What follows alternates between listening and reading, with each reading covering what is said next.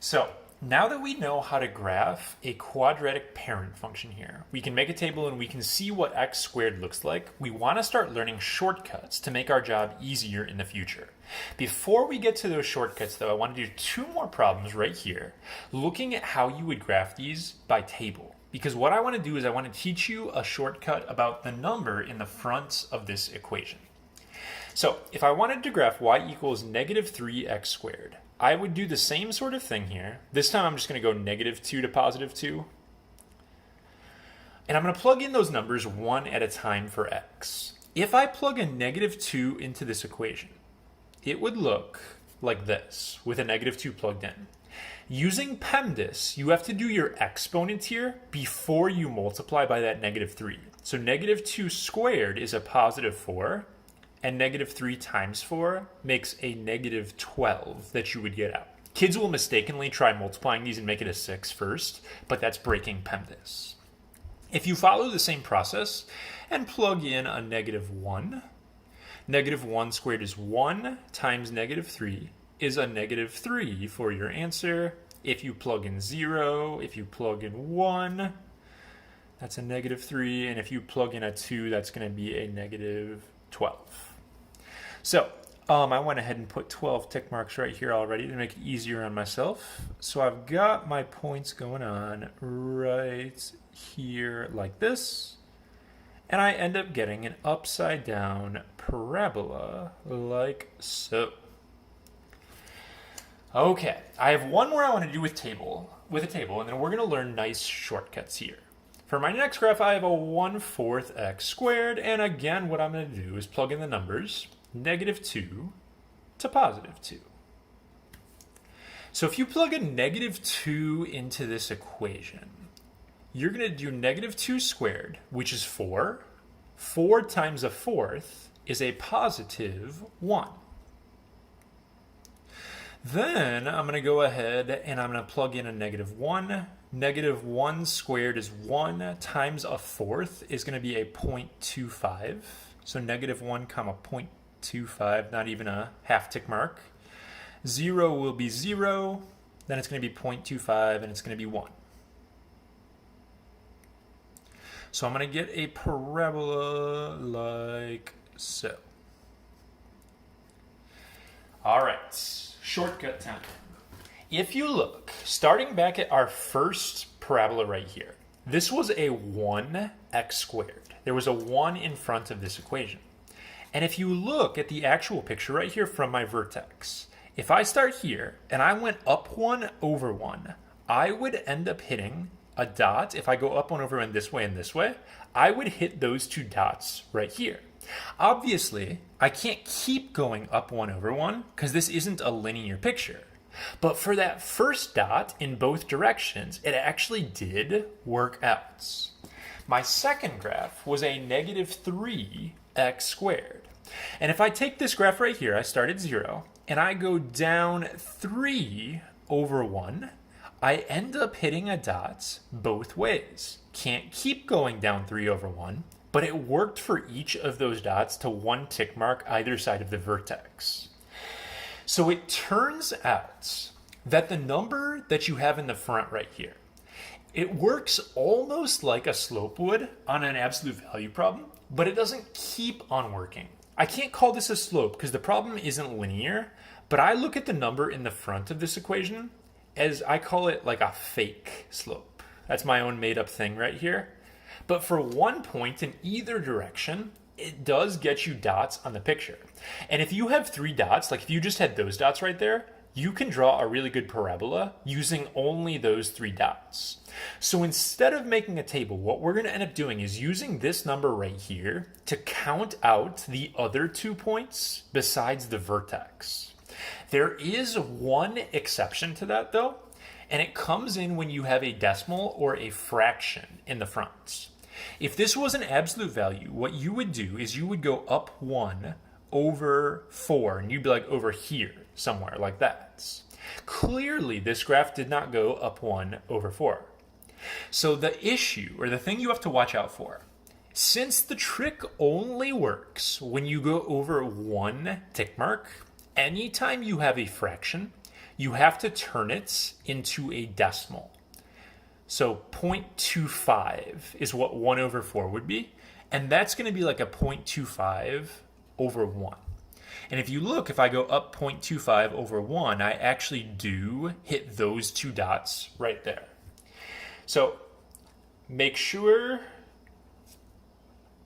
you turn fake slope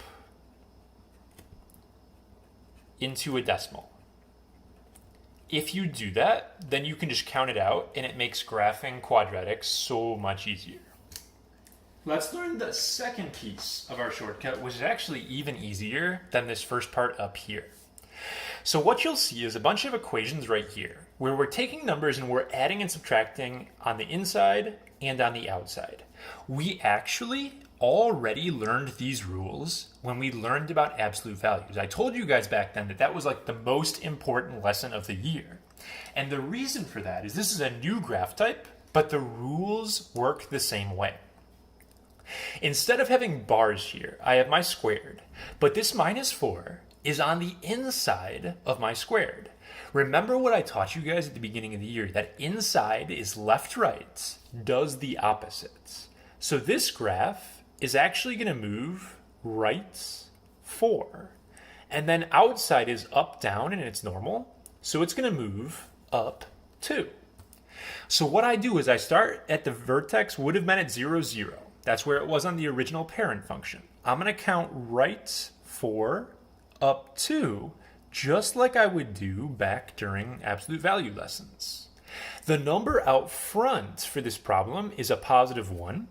And remember, the fake slope trick works for 1 dot either way. So if I go up 1 over 1, up 1 over 1, I usually like to make this dot a little bigger so I can remember which one is my vertex.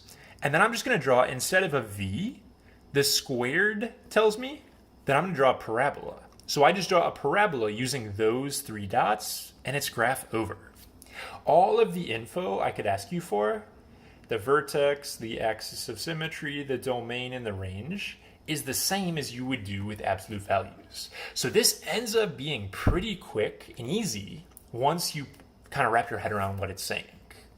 So maybe try to pause the video and see how many of these you can do yourself. They work the same way as the one I just showed you guys, but I'm going to start going through these here.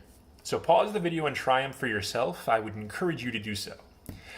Next one goes left 3, down 5. So I would start by going left 3 marks, down 1, 2, 3, 4, 5 marks. My graphs are not the best here. I wish I had a grid to show you guys, but I count that out. I have a negative 1 out front, so I go down 1 over 1 in both directions. And this time I will have an upside down parabola like so. The vertex this time is negative 3, negative 5. Axis of symmetry is negative 3. Domain in my range is going to be y is less than or equal to a negative 5 because it's opening downwards. My next picture is going right 1, and it's not going up or down at all. So I go right 1, and that's it for my vertex. I would use that 2 to go up 2 over 1 both ways. Parabola, and then graph is done. So you fill out your pieces, and life is good.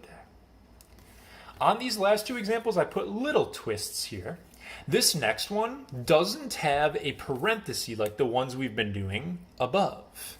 If there's no parenthesis, picture like x is in its own little parenthesis right here.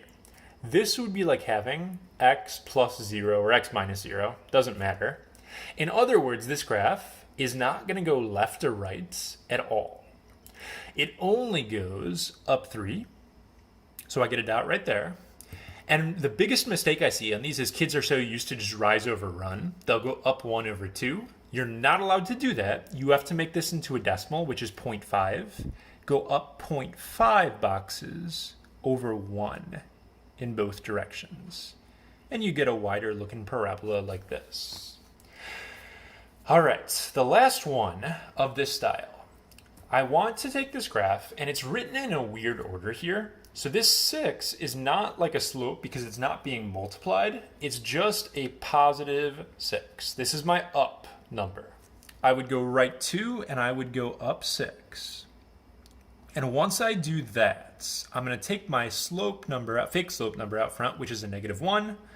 I would go down 1/1 both ways, and I would graph my parabola. So as we're going through these here, hopefully you guys can kind of see that they're not that bad once you wrap your head around them. The last piece of this video right here is talking about how you use this info to write equations for quadratics. So this that you see right here is called vertex form for quadratics. It's called vertex form because you can look at it, see where it moves, and know the vertex of your picture. This looks pretty similar to what we did back in the first chapter, but we had bars here instead of a square. But that is going to be vertex form, and A is your fake slope. So it's the same sort of setup that you guys are already used to. We can go ahead and label this as the fake slope, the left-right, and the up-down. But you probably already know that. So I have two problems right here where we practice writing equations for quadratics. So it says, give the equation of a quadratic with a vertex here that passes through this point. Now, I see a very, very common bad error on problems like this. And it's because you are so trained on linear equations. Kids would be like, okay, yeah, I'm going to find a slope. I'm going to do y2 minus y1 over x2 minus x1 and find a slope, and life is good. The trouble is, slope is for linear equations. Slope is only for linear equations. So what I'll have kids do is they'll start finding a slope and doing like y minus y1 and all that stuff. You have to leave that behind. Those are linear skills. We're asked to write a quadratic equation. So the key to doing this is this guy right here and the fact that they told us our vertex. If my vertex is going to be at -8, 5, I just went left 8, up 5. Well, how do I make a quadratic equation do that? Left 8 means the inside has to say x plus 8. Up 5 means the outside has to say a plus 5. So just think about which way that moves you, left 8, up 5, and don't forget to put a squared on it because it is a quadratic. The only thing I don't know is the fake slope. I can't get that off of just the vertex right here, so I'm going to leave an A in this problem. So I have this sort of setup right here. Left 8, up 5, don't know fake slope. You might be like, what do I do now? What's the next step going to be? And actually, it involves the point we haven't used yet. They have to give you another coordinate for this. Remember that every coordinate has an x and a y. So what you're allowed to do is plug those x and y into your equation. That works no matter what kind of equation we're dealing with. So if I do that, I'm going to have a -2 for my y, and my x is a -6. So it's going to look like this. May look kind of intense, but this is just algebra right here. If I do -6 plus 8, that's a 2, and 2 squared is a 4. So my problem really just says a times, this guy is really just 4, so I'm going to write that as a 4a plus 5, and now I'm just doing easy math to solve for a. So if I subtract my 5, I divide by 4, I'm going to get that a is a -7 over 4. So I plugged in my x and my y, I did a little math, and I solved that equation to get a. Then I know my final equation has a -7 over 4 in the front, and I already got my vertex. So my equation is going to look like this. It's a new sort of setup right here. You can't go doing old linear stuff anymore. You just have to use plugging in a point and thinking about what direction the graph moves. Very last problem of the video. If they give you just points that are not the vertex, they just give you 3 random dots like this, what I need to make sure I do with this, I'm just going to show you guys one way to do this, and it's going to be by typing it into the calculator. So what we're going to want to do is go to Stats, Edit, like we did in first semester. And I'm going to type these coordinates in. It was 1, -11. It was -5, -125. And it was 2, -20. So you type your points in, just like you would in a scatterplot problem. Then you're going to quit out. Second quit. Go back to Stat. Over to Calc. We've used linreg already. The next choice down just says Quadratic. So it's that same menu. If you choose Quadratic, you're going to do your X lists and Y lists. It should all be set up like it's supposed to be. Make sure this guy right here is blank. And I'm just going to hit Calculate. And the calculator is going to spit out a little bit of information here. It's ax squared plus bx plus c, and they tell me what a, b, and c are. So my equation is going to go y equals, a is a -4, so it's -4x squared. B is a 3, so it's 3x. C is -10. So this is actually standard form right here, not vertex form. But if you see a problem like this where they just give you random points, the easiest way to do it is just on your calculator, like I showed you right here. So with linear equations, you need 2 points. Incidentally, you have to have 3 points before you can do this for a quadratic. So yeah, that's how you graph a quadratic and write a quadratic equation.